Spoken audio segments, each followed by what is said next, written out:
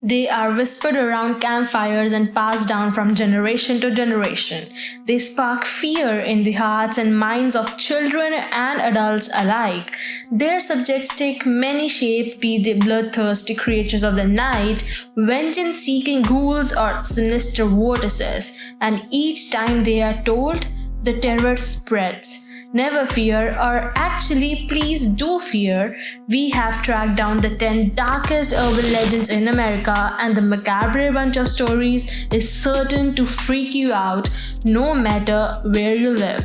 And if you decide to leave in between, we might have something intriguing enough waiting for you at the end of the video. Correct me if I'm wrong, but didn't we all want to be vampires after we saw all of them in TV series and movies? Maybe we found a way for you to be one. Keep watching to find out. Number 10. Knock Knock Road. Imagine driving down the road late after midnight. You come to a stop sign and there is no one else in sight except for a slovenly little girl who stands at the side of the road staring at you with deep dark eyes. Was she abandoned? Did she run away? Is she lost? Why does she appear to look somewhat foreboding? Feeling somewhat uncomfortable and not knowing why this little girl is standing alongside the road, you may happen to glance away for a split second only to hear a rapping on a driver's side window. It's the little girl who seemed to move away too quickly from the roadside to car side. She eyes you intently as if she's trying to identify you. After a few unnerving moments of this, she backs away from the car and disappears into the night. Oh wait. Did she actually disappear or just slink back into the darkness? That's what happens when you drive down Knock Knock Road in Detroit. I think the story of this girl is quite clear to most of you by now. She was killed by some careless driver in the 1940s and now she is looking for him or her. My suggestion, just don't look like the killer. Number 9. LAPRETE house. In the heart of the French Quarter in New Orleans sits a rather unassuming 4-story Greek revival house. The house belonged to Jean-Baptiste LAPRETE. He was forced to rent the house for income and the first new occupant was a bit unusual. Once moved into his new home, the balconies were permanently closed and locked. Rumors spread that he would kidnap local women and indoctrinate them into his hedonistic lifestyle. Some say he tortured the kidnapped victims. Others hinted that it wasn't just women of all ages taken in, boys were there as well. The house soon became known as the Sultan's Palace. One night, the sounds of pleasure gave way to screams of terror.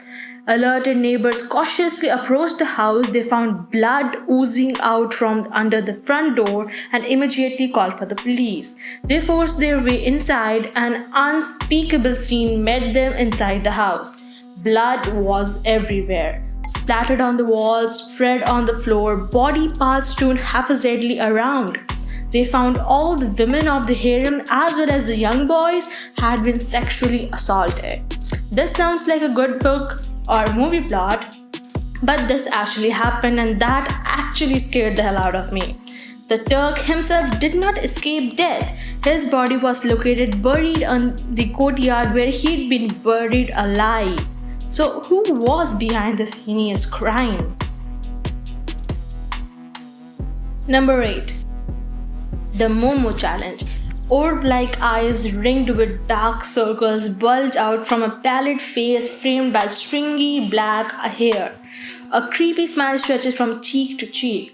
Her name is MOMO and she is the face of a viral internet game believed to be spreading via the free messaging service WhatsApp and sparking worldwide warnings, including some recently by US police agencies, about its potential to harm young people who may be lured into playing. The game, which many are calling the MOMO Challenge, requires players to complete escalating tasks that are usually dangerous and involve self-harm.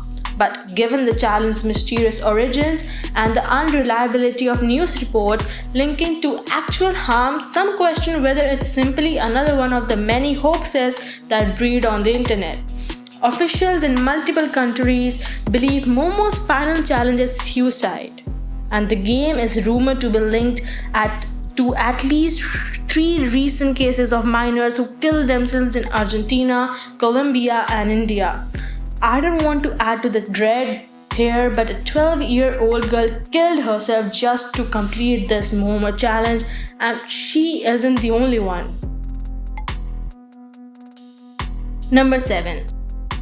Slaughterhouse Canyon.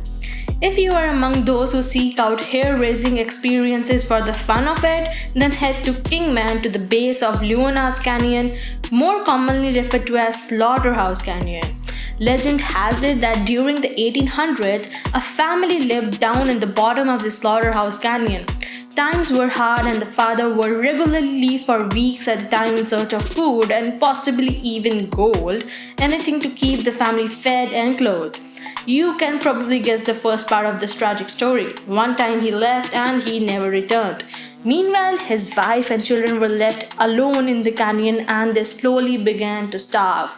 As with any canyon, if you yell loud enough, the echo will eventually make its way right back to you. And as the family began to wither away, their screams of starvation would circulate all around the canyon. Eventually, as the legend goes, the mother couldn't bear to hear her children's painful screams, and so she murdered them and then took her own life. Number 6. Turnbull Canyon. The 49,000-acre canyon is a real location with a lot of urban legends associated with it. Located near the popular vacation destination of Los Angeles, the area was once called Hutugna, aka the place of the devil by Native Americans. Then it was said to be the spot where witches and Satan worshippers would sacrifice children. Those spirits now haunt the canyon. Those ghosts, of course, were joined by spirits of 21 other children who died in a plane crash, although there is no record of one. And there are other tales of cults and aliens here too. Whatever you're scared of, it lurks in these hells. Number 5. The Fresno Nightcrawler. First spotted on video surveillance footage more than a decade ago by a Fresno resident, the Fresno Nightcrawler roughly resembles a pair of long white pants with a small head. Some consider it an alien. Others, a fun urban legend and endearing addition to pop culture. Whatever it is, while not as famous as other mysterious, debatable cryptids such as Bigfoot and Chupacabra, it is amassed quite a following and growing fascination. One of the most popular theories is that the Fresno Nightcrawler is in fact an extraterrestrial. Analysts say they think it's too small and moves too awkwardly to be a human. So Redditors question why they are here. They don't seem to be doing anything other than showing up every few years and leaving. People today wonder if they are simply trying to study human life or if they are here for a more sinister purpose. Number 4. El Muerto. The obscure South Texan legend of El Muerto, or the Dead Man, a Mexican bandit who was horribly butchered by Texas Rangers only to rise again and ride vengefully on his dark steed from beyond the grave. As the story goes, in the mid-1800s, a Mexican bandit by the name of Vidal committed a crime in San Antonio that would doom him forever. Horse rustling, a deed he already had a bounty on his head for. Unfortunately for him, some of the targeted horses from this raid belonged to Treat Taylor, a Texas Ranger. Needless to say, Taylor did not take the news well. After being killed by Taylor and his crew, Vidal's corpse was said to have been beheaded and tied securely to a horse, along with his decapitated head. The unfortunate horse was then left to roam free, horrifying all who encountered it. Incredibly though, the brutal killing and degrading treatment of Vidal's body was just the start of his post-mortem story. From then on, the horse and its headless rider roamed the area. Spotted many times, it was said that bullets had no effect on either, and so the legend of El Muerto started to spread. Number 3. The Bunny Man. According to local lore, the bridge is one of the most dangerous locations in Northern Virginia. Hang around there here at midnight on Halloween and you could be butchered by the Bunny Man. The story is that in 1904, there was an asylum not far from this bridge. Clifton residents didn't like the idea of mental patients near their new homes, so they got it shut down and all the patients were taken by a bus to Lawton Prison. Then the bus swerved and crashed. They were able to locate all the inmates that were on that bus except for one. The escaped mental patient was named Douglas Griffin. After the crash, he disappeared. Weeks passed and rabbit corpses began appearing in the woods. Douglas was apparently eating bunnies to stay alive. This went on for a little while. Then one Halloween night, a group of kids were hanging around the beach. They reported seeing some sort of bright light or orb, and then in a flash they had all been strung up like the bunnies, gutted and hanging from this bridge.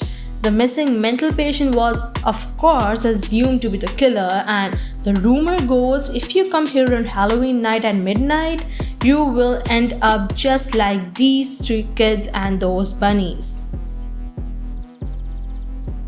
Number 2.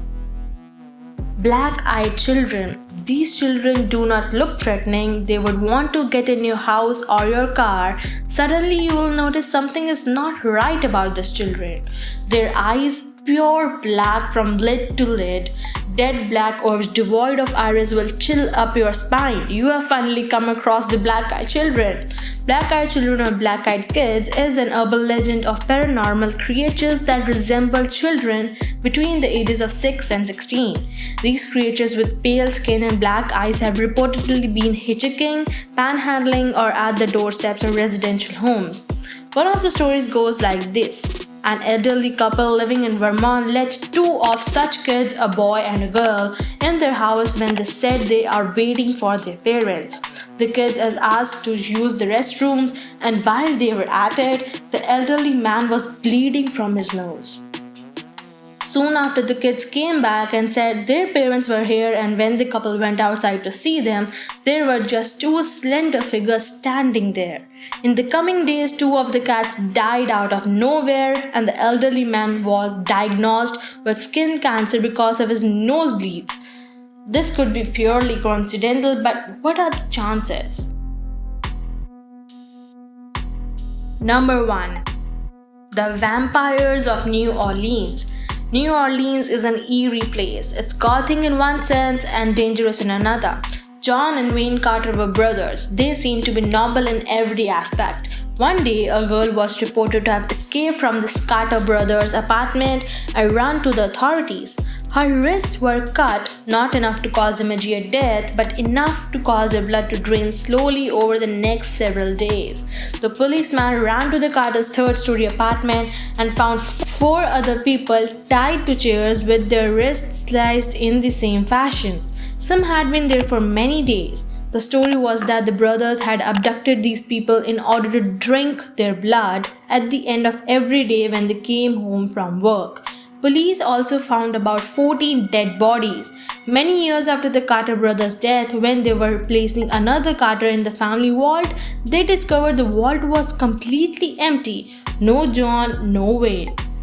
They were gone.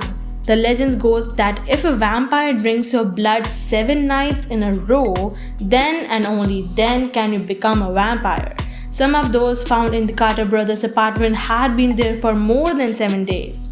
One warped fellow named Philippi went on to become a notorious serial killer. And of course, he would do more than just kill his victims. He was believed to drink the blood of all 32 of his victims. And that would be all. Let's end this one here before it gets any creepier. If you think you enjoyed, do press the like button. In case you want to continue watching videos like these, go to our YouTube channel and have some fun, guys. Make sure to drop some comments and tell us how you like the channel. We are signing off now. Keep vibing.